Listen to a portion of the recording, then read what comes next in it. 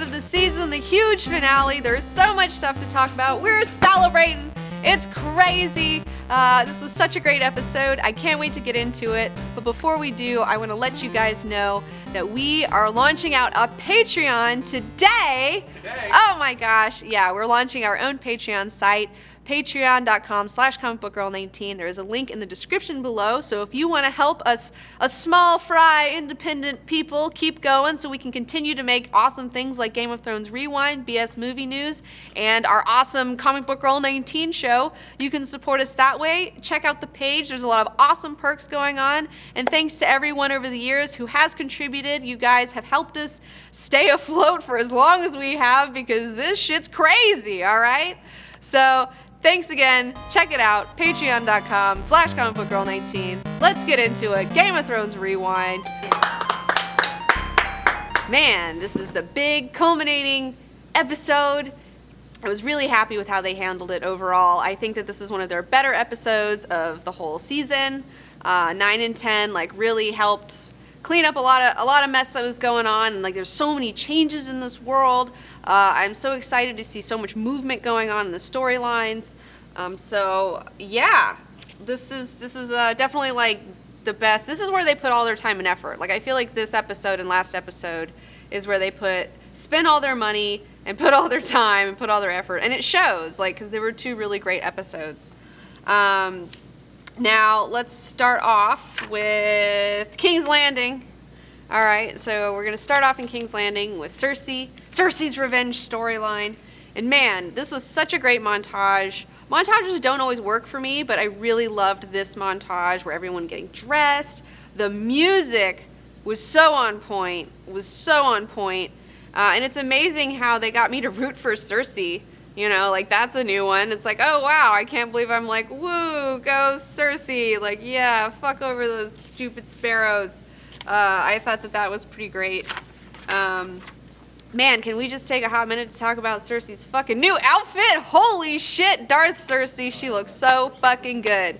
And I would wear that in a heartbeat. I wish I could wear shit like that. Oh my god, the chains and the fucking lion epaulets and the black leather. Oh, it was so sick.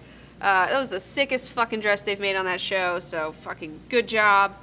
But yeah, so let's go into the actual situation of what's going on. So we cut over to the Sept of Baelor, right? Which should be on a hill, but whatever. Sept of Baelor. Loras comes out first. He's pleading guilty. He's renouncing Highgarden. He's renouncing his titles. He's no longer going to be the heir. Which I'm just seriously, who the fuck? There's no heirs left for any of these great houses. It's super nuts. But they're it's cool. Let's carve a thing in your forehead and it's fine. I loved that you had Tommen, and he's delaying going over there because he doesn't want to deal with all this. He doesn't want to see his mother condemned and all this stuff. But then when he finally is ready, the Franken Mountain's no go, little dude. You stay right where you are, motherfucker. And, and Pycelle, getting his, with the little birds, stabbing him to death, giving him little stabby stabs. One of the people in my group was saying that he thinks in the books, and I can't remember this or not, so maybe you guys might be able to help me out with this. There may be some implications that Pycelle is a pederast in the books. That's definitely not in the show, but that would make sense why the little kids, the little birds would stab him to death, But yeah, so Pycelle is over, and I really loved how they set up the whole thing where they have Lancel. Lancel's following that little bird around, and he goes under the fucking sept, and he finds that cache of wildfire. He gets the stabby stab, and, he's crawling, and they have the green, the little, oh man, the little timer. I was how are they going to time this? I was wondering that as the scene was going on. I was how is this little sparrow or little bird dude supposed to time this out? And the candles in the wildfire was just it was very excellent. It was very excellent. So yeah, fucking Cersei had her boom bitch bye, get out, fuck off. Her seeing, I loved watching her face, drinking her little wine as she sees that fucking sept blow the fuck up, And not only did she just kill both of the heirs to Highgarden, the queen, she also got rid of, and the High Sparrow, and the sparrows in general, she also got rid of tons, like the court, like of King's Landing, like in the Red Keep. Like there's just like she just killed a lot of people's heirs and a lot of lords and ladies, you know, like that's a lot of shit that she did. Which makes sense because, you know, there's not anybody really left to fight her for power, you know, it's like she just really took that bitch. And everybody's been waiting for the Shame Nun to get hers, you know. Shame Nun got hers all right. You know, it's just like, dang, girl, you messed with the wrong crazy bitch, you know, because Cersei is fucking crazy, and you underestimated her in her willingness to go the furthest, you know. I was reading a long time ago about, like, if you ever get in a physical confrontation with somebody, the one who's willing to go the furthest wins, you know. Like, if you're willing to get really crazy with it, like, you're generally going to win. And this is, like, totally that, like, in motion in this whole scene. I really, really enjoyed, I mean, in a fucked up way saying that, I really enjoyed the way they handled Tommen and his suicide.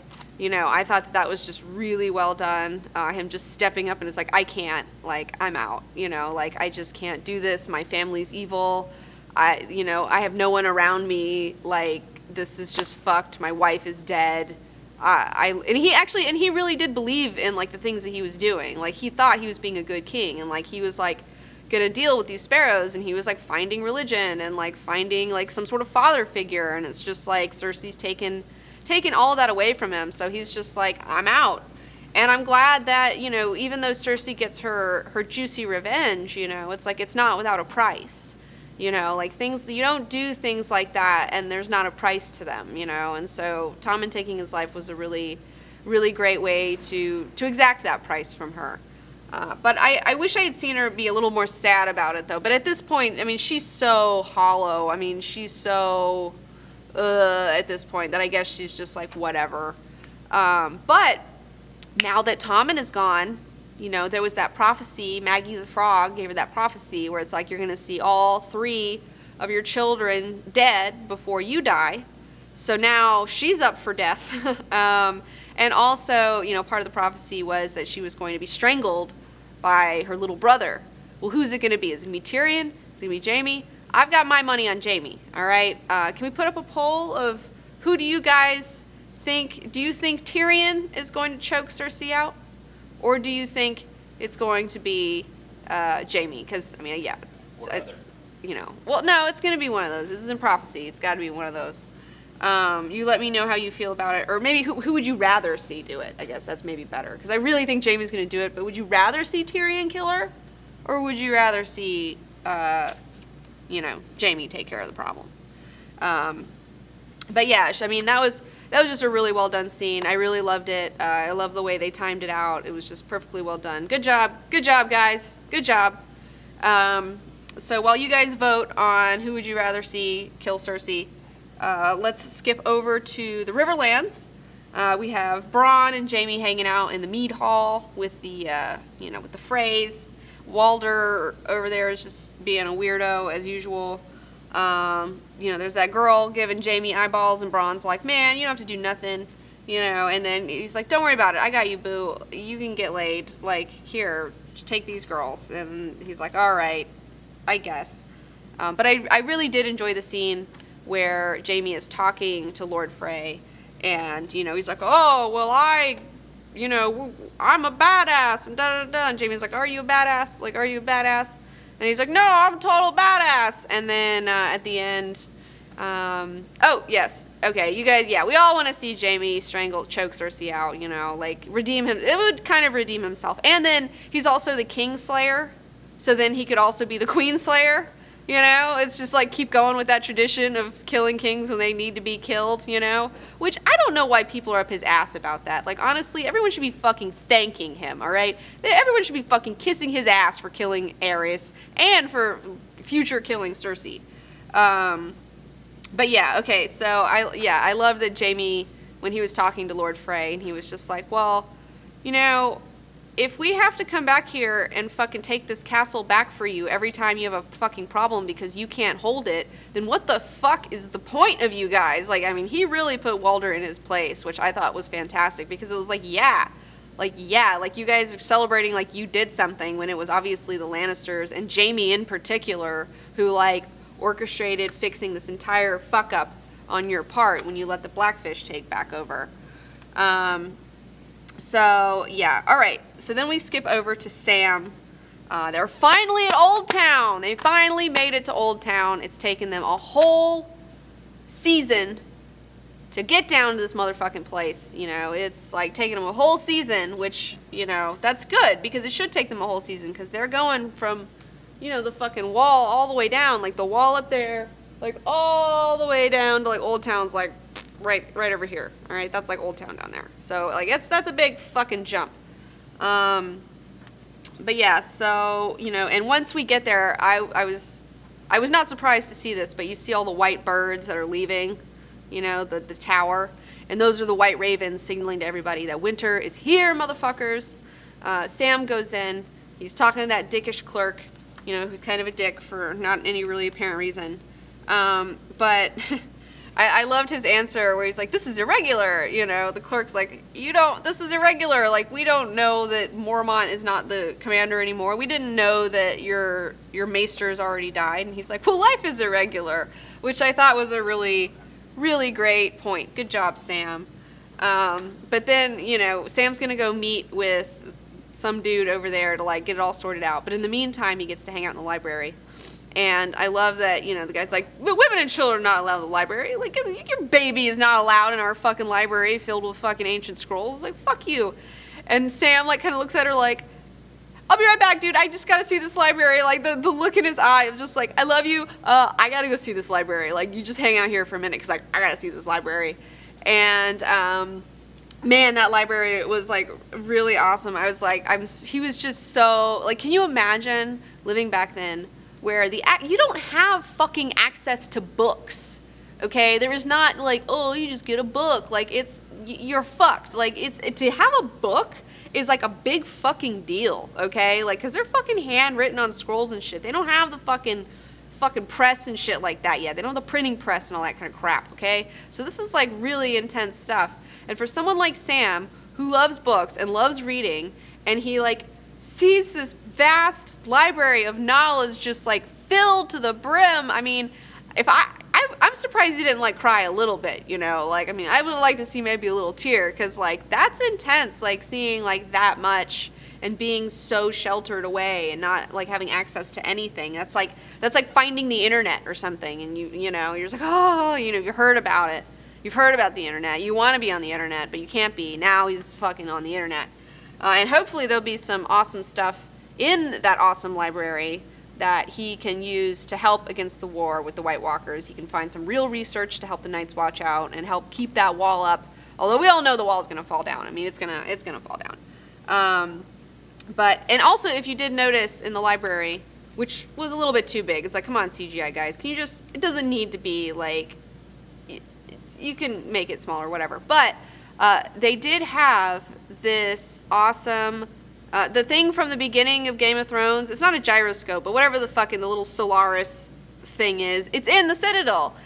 It's not a candelabra. No, that's not it either. It is, I don't know what the fuck it's called. No one could figure it out last night. But that thing, the round thing with the deals and all the houses on it, that was totally in the Citadel, which was really cool to see a call back to that.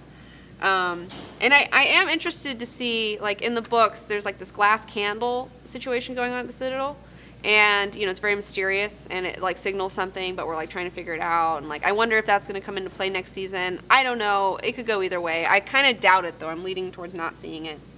But yeah, so let's move on to Winterfell. We start with Jon and Sansa, you know, and they're on the wall, or on the parapet or whatever. And, you know, Sansa finally says, "My bad. Sorry I didn't tell you about the Knights of the Vale." And then Jon's like, "Whatever, girl, it's fine." And I was a little disappointed in that. I was like, fuck you, it's fine. Like, fuck you, Sansa. Like, again, I'm not a huge Sansa fan, obviously. I don't think anyone is a huge Sansa fan. And I feel like she should be punished for that. Like, I feel like she should be punished for that. But maybe her punishment is in the mail. I really do feel like her punishment might be in the mail. Okay, so then we see her in the Godswood, and you have Littlefinger, approaching her, and she's like, "What do you want?" And after all of this, she doesn't get it. After all of this that's happened, she doesn't understand that, like, he wants to fuck her and like wants to marry her. Like, she's so dumb. Like, Sansa's so fucking dumb. She hasn't learned anything this whole time. And he's like, "Oh, I want to be on the Iron Throne, and I want you at my side." And then she spurns him. And it's like, Sansa, like, first of all, like, you're continuously spurning the man who is one of the most dangerous men in Westeros, who's essentially telling you, "You can manipulate me. I want you so bad that you can manipulate me." Like, she could totally use this to her own ends. Like, keep your friends close and keep your enemies closer. You know what I'm saying? Like, even if she doesn't have feelings for him, by manipulating him through that and, like, being like, "Okay, I'm gonna, like, give this guy what he wants," and then, like, get in with him and then be able to see what he's up to, be able to control him more, be in on his plans. That would have made me forgive Sansa to some degree and make me like her and been like, "Okay, she's learning this Game of Thrones business." But no, she's fucking over the man who, can really fuck her shit up. So maybe her punishment, like, Littlefinger will bring her punishment later on. Like, I don't know, but she needs to be punished. I don't know. We'll see. But then we have the Onion Knight, and he's all like, "Hey, I found this fucking thing. I saw that you burned Shireen, you bitch. Jon Snow, you let me kill this red bitch right now." And then Jon's like, "Is this true?" And she's like, "Well, yeah, but, it's fucking prophecies, whatever. I made some mistakes, but, we're all still here, so fuck you."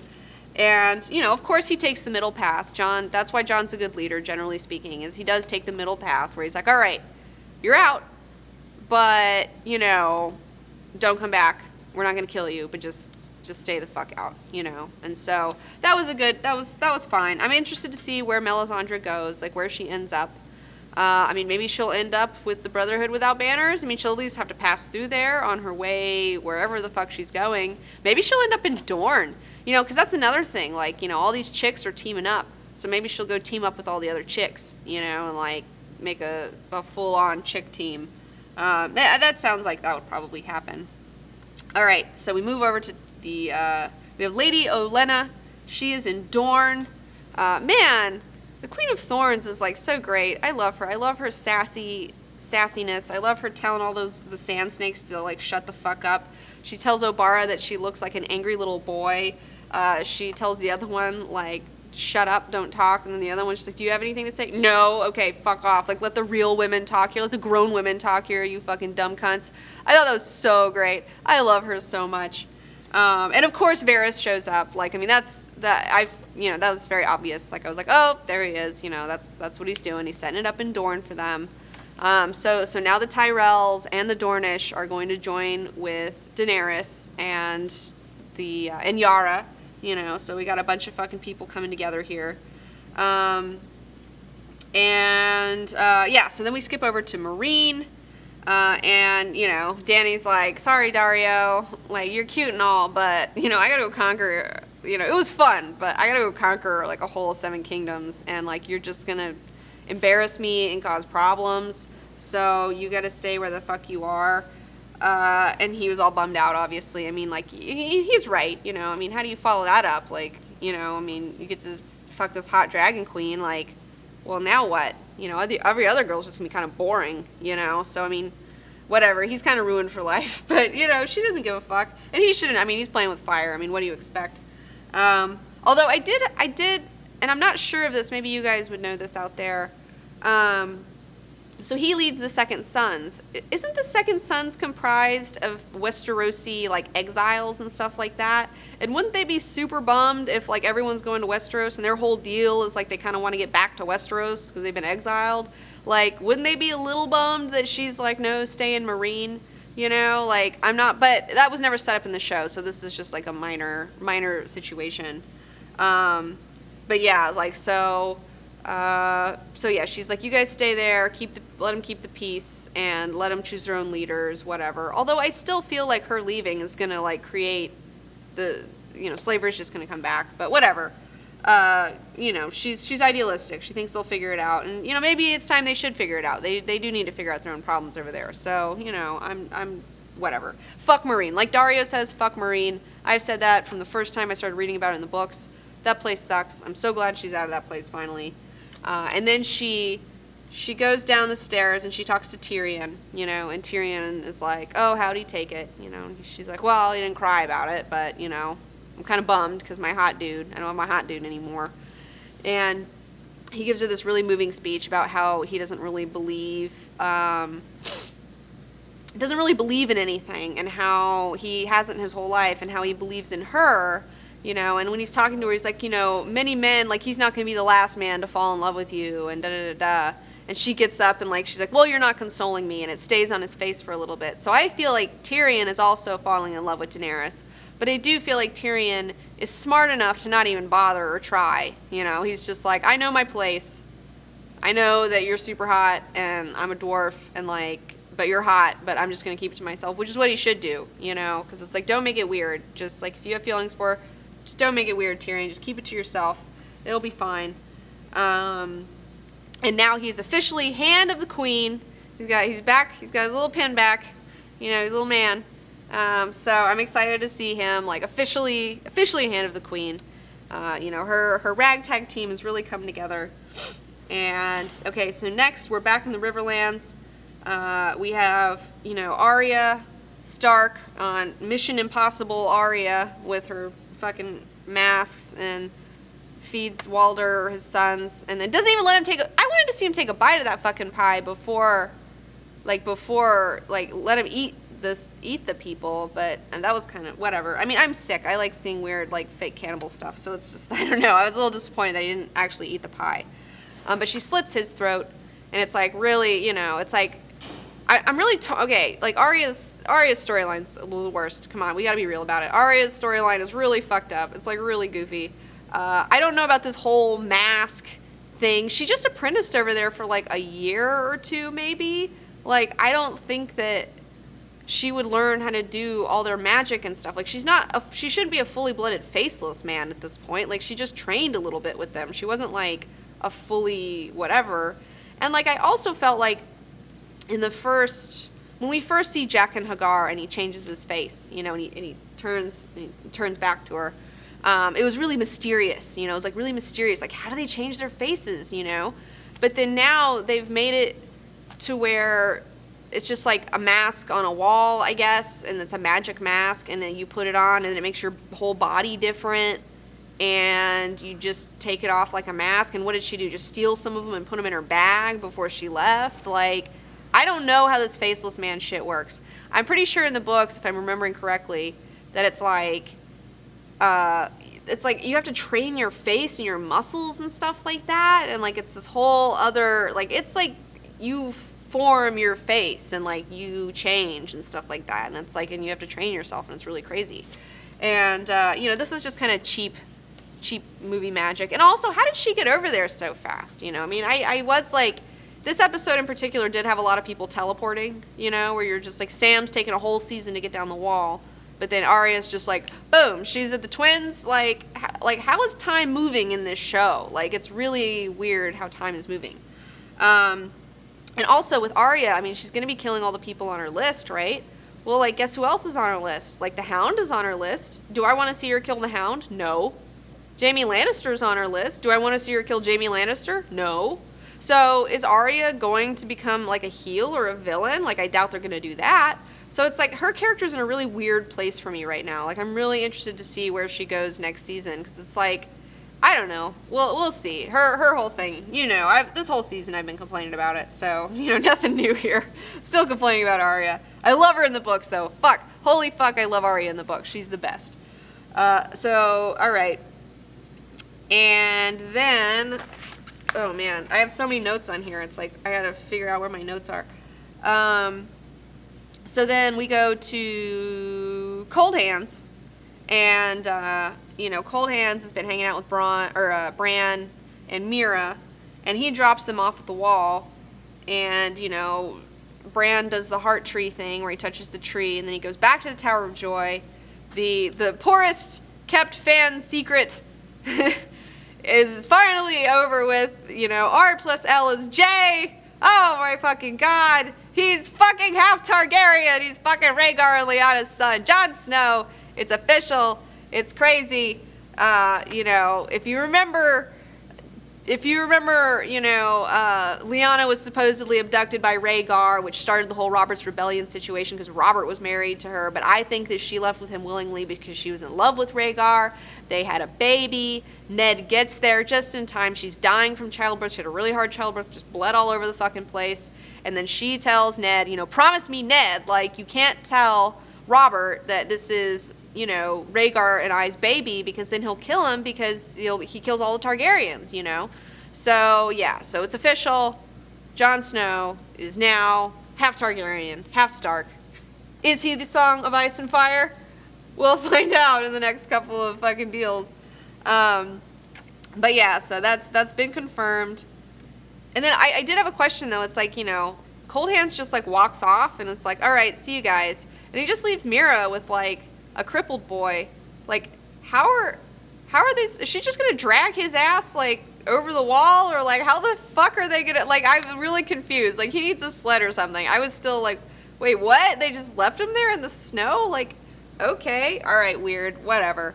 Moving on, we go back to Winterfell, and, you know, they're having the big, kind of like a king's moot, I guess, in a sense, for the Northerners. All the lords come in. They're like, oh, well, they're there to swear fealty because, you know, when you have a new guy in charge, everybody's got to come in and say, all right, I'm your dude now, and you got to kneel and whatever.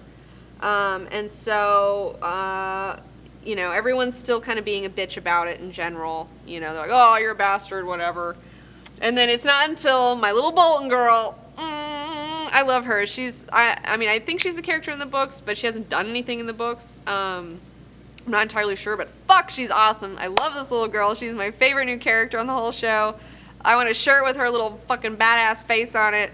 I love her so much. She's like, she shames everyone, you know, and she's like, you guys are a bunch of fucking pussies. You know, I didn't fucking, North remembers, and I didn't fucking forget, you fucking old fucks. And then they're all, like, shamed by her, and then, like, it's awesome. So then they're all like, all right, well, Jon's the king of the North. Jon's the king of the North.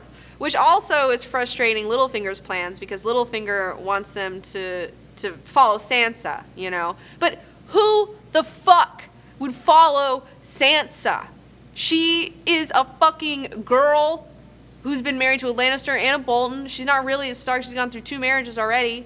And, like, she's never commanded anything. And she fucked up with not telling anyone about the Veil. So who the fuck would follow her? Like, of course they're going to follow Jon. Like, Jon was, like, the Lord Commander of the fucking deal of the Night's Watch for a hot minute. He knows how to, like, administrate, you know, because that's what it is. Like, being the king of the North, it's not about being a badass or winning wars. It's, like, really about administration and, like, management, you know. And you want somebody who goes the middle way, who's fucking whatever, you know. Like, Jon's totally that dude. But yeah, so, you know, we'll see how that goes. He's the new king of the North. So, and seeing as how, like, all of the eligible bachelors in Westeros are dead, and he's, like, the only one, I wonder if him and Daenerys might hook up next season. I wonder. Oh, goodness, you know. He's, like, the only, like, dude that there's, like, left in that whole fucking kingdom, you know. Which is something that is a little weird, because in the books, like, it isn't just, like, one family with, like, one nuclear family that runs a keep. There's, like, uncles and cousins and second cousins and, like, minor branches of houses. And it seems in this show you never, I mean, I know you can't have, like, all these people showing up because it's a lot of extras and stuff like that. But it's like, who's running Storm's End? Who's running Dragonstone? Who's running Casterly Rock? Like, because if all the characters are dead from these, like, great houses, then, like, what's going on? Like, who's running the fucking show, you know? I don't know. We should just switch Sansa with Lady Mormont, like, totally. You know, Jon should marry Lady Mormont, is what, I mean, let her grow up a little bit. But, like, that's a bitch you should marry right there, Jon Snow. Like, she's awesome. So then, we cut back. We have Cersei. She's finally being queened by Qyburn. And Jaime shows up just in time to see her.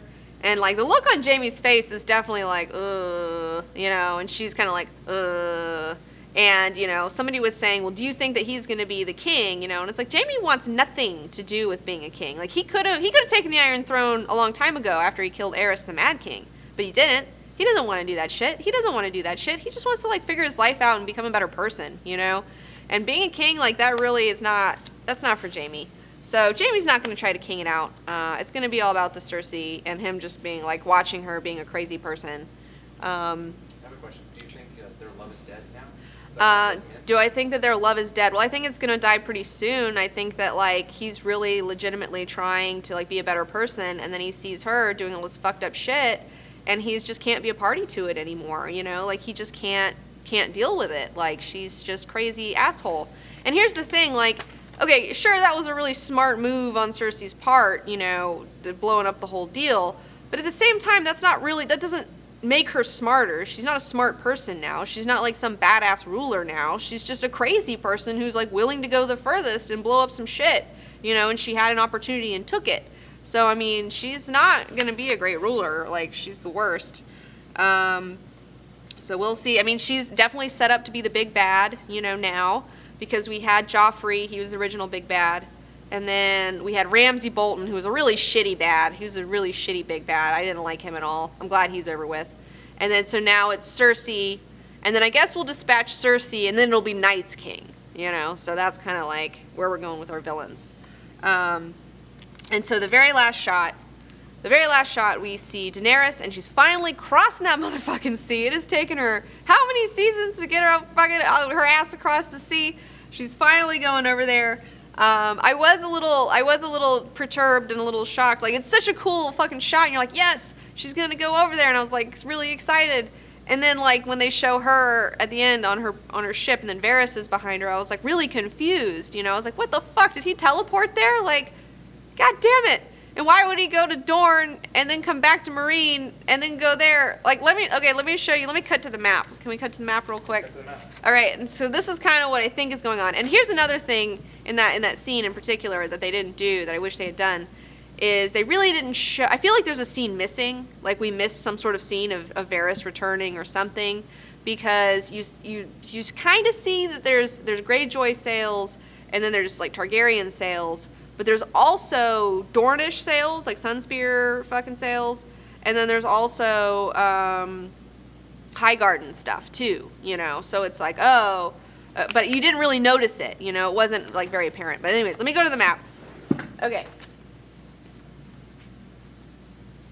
All right, so, you know, it's kind of further away, but we're over here. Daenerys coming from here, right?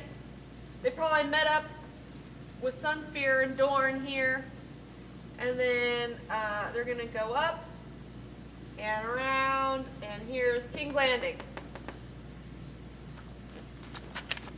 I don't know if you guys heard that or not, but okay, so they went from Essos, they met over at Sunspear and that weird little, you know, where the stepstones are. I think that's where they hooked up with Sunspear. I don't know where Highgarden's ships came from, because Highgarden is like all the way fucking around there, so I don't know how they got there so fast, but they did.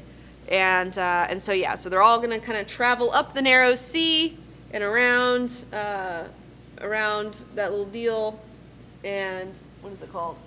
The Blackwater Bay, and get into King's Landing. So, you know, I think that's what's going to go on. And I don't know, I mean, Cersei really doesn't have, she doesn't have any allies on her side, really. I mean, I don't know how she's going to defend herself against, like, this whole giant fleet, unless maybe Euron helps her out or something, and Euron makes, because we haven't seen Euron. I mean, the guy who was crowned like king of Pike or whatever, he's off building a bunch of ships, but I mean, he's like building them. That takes a long time. But then again, I don't know, time is really weird in this show, so I'm sure he'll have like 500 ships next season, and I don't know, it'll be weird.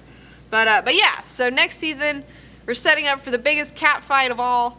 You know, we've got Lady Olenna, and that Dornish chick, Arya, I can't remember her name, Daenerys, Yara, we got Varys and Theon, 2 eunuchs, Tyrion, a dwarf, and they're all going to be fighting Cersei, and I assume that they're going to get Jon Snow in on the mix on their side as well, and I guess Sansa, I don't know. But yeah, the Queen Bowl. It'll be the Queen Bowl, Cersei versus Daenerys. We all know who's going to win that one. you know? I wonder if Cersei's gonna pull a Mad King and try to blow up the whole city, you know, just to like, since it worked so well with the Sept of Baelor, I feel like maybe that's what she would do, is she, hearing them come in, she would retreat like herself and go somewhere else, have them all storm King's Landing, and then blow up King's Landing. I feel like that's, and then that would also make sense because Aerys, like, you know, Daenerys' dad kind of set this whole thing up, so it would have a nice little, be a nice little circle. So yeah, that's what I see happening next season. You know, that's what I see happening. So yeah, okay. So that was Game of Thrones. This is the season 6. Is it season 6? I can't keep up. I don't know. There's so many seasons of this shit. I know. I'm the expert. So that's it for season 6. We're gonna take some callers. So in the meantime, I'm gonna talk out of my ass while we find some of you lovely callers out there. T-Bone, you have a question. How did you feel about the season overall compared with season 5? How did I feel about this season overall compared to season 5? Well, season 5 ended on a super bummer, so I mean, I'm glad that this season didn't end on a super bummer. Like, it has an uplifting thing, so I'm glad that, like, we're over the hump of, like, shitty stuff. But I do feel like, you know, obviously this season there's been a lot of, like, fan service writing.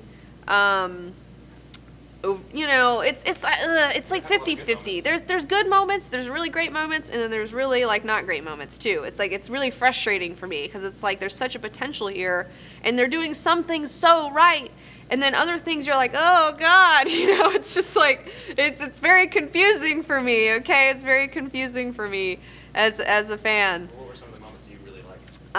Okay, some of my favorite moments from the season. Gosh, what even happened? I'm like so out of it. What about the Hound's return? Yeah, I enjoyed seeing the Hound return. I enjoyed seeing him. I loved Yara and Dany like hooking up. I think that's like super awesome because Yara's like the shit, and I just love Yara, more her like all the way. Daenerys burning the tent down was sick. That was cool. I liked that. I know there's like a bunch of stuff that I'm missing. I'm just like, I don't have my brain loaded up with everything. What is your favorite moments? Like, what were your favorite moments from this season? I mean, I'm glad that Ramsay's dead, but I hate how they killed him, you know, so. What do you think Ramsay overall? I hate Ram. I'm so glad he's gone. He was the worst villain. He was just such a one-dimensional cartoon character. He wasn't a real person, you know, so I didn't really believe him. He was kind of silly. He was a little silly.